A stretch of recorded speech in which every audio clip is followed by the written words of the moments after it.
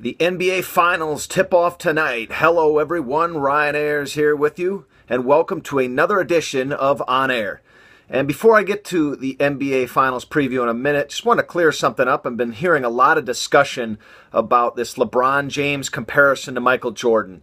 You know, we had to go through this a decade ago with the Kobe Bryant comparison to Michael Jordan. We need to get that squashed immediately. We saw how the fadeaway of Kobe Bryant's comparison took place, and we saw how quickly that took place as his skills and body declined through the years in the second half of his career. There's one guy out there that I think has a chance, and it's still too early, and that's Steph Curry, because he's without a doubt the greatest shooter that's ever graced this planet. That's something to say for a guy that was barely even recruited out of high school, gets a couple scholarships, and took basically the best one in Davidson, if that's saying it's a good one. He never got recruited by big-time Division I talented schools like Duke, Kansas, Michigan State, Kentucky, all those types of schools. LeBron James, I gotta say it, as great as he is, and I have his back in the NBA Finals here, as you saw a few weeks ago, I predicted the Cleveland Cavaliers are going to win the NBA championship this year, and I think it's more or less because of their rest that they've had. You know, they've had an opportunity to sit for plenty of days leading up to each and every series. They've only had one little blip, and that was the Toronto series. They still got past Toronto 4-2. Meanwhile, Golden State has continually had a tougher test each round that they went into in the Western Conference playoffs.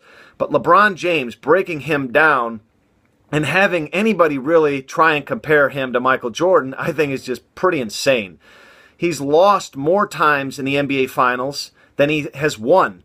And the last time he won in the NBA Finals was 3 years ago. They needed Game 7 to pull it off, and they needed Ray Allen to hit a clutch three-pointer in Game 6 just to get to Game 7. So he is the ultimate facilitator. He's excellent at doing that. But the reason why I think he comes down to blaming others or being a little bit pouty when he loses in the NBA Finals is because he's not willing to take that clutch shot.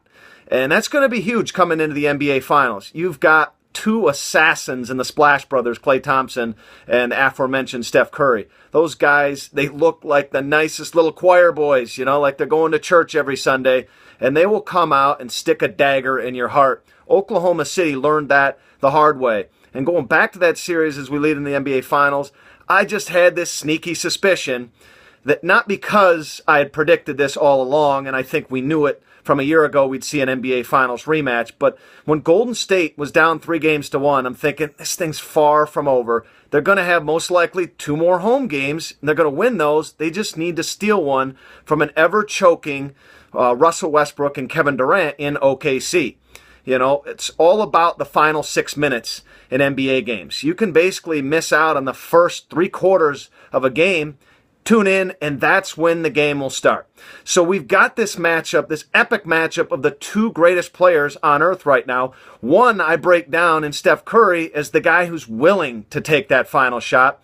LeBron James is this ultimate bulldozer that makes his way into the lane, and he's unstoppable when he gets into the lane. Sometimes he, breaks down and wants to shoot that 25-foot or 20-foot outside shot. But this is the time that I think he needs to take the ball to the rack more. He's had an opportunity to rest in these NBA playoffs. They've had 4 and 5 day stretches of no games.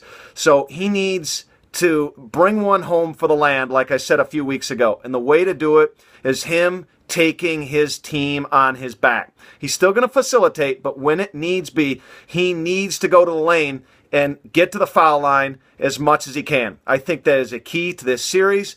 You don't want to be in a situation where exchanging 2-point baskets all the time for the Steph Curry and Klay Thompson 3-point shots. It's an interesting series. My prediction is still the Cleveland Cavaliers because of the rest. I know these guys are fine-tuned athletes, but at some point, I just think Golden State is going to wear down in this series. Cleveland just has to get one. What better time than now? Golden State is coming off of, obviously, an emotional victory against OKC at home. This is the time for Cleveland. If they want to win this series, I think they have to get game number 1. And with that, I thank you for joining me on air, and I am Ryan Ayers.